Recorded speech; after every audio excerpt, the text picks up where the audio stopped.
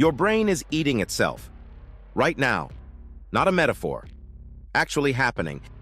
Deep inside your head, your brain is constantly breaking itself down, piece by piece.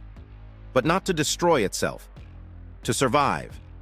This process is called autophagy. Think of it like cellular cleanup.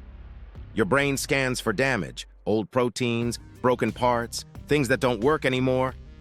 And then it consumes them, recycles them, turns them into fresh building blocks.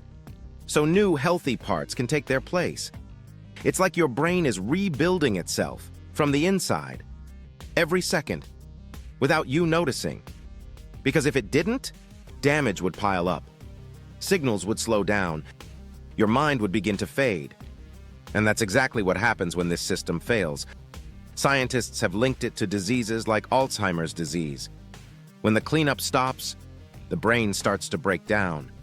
So this strange process, this constant self-consumption, is what keeps you thinking, learning, remembering who you are.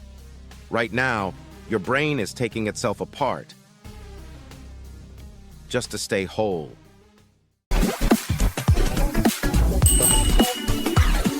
Thanks for exploring the universe with us. Keep your curiosity in orbit, tap subscribe,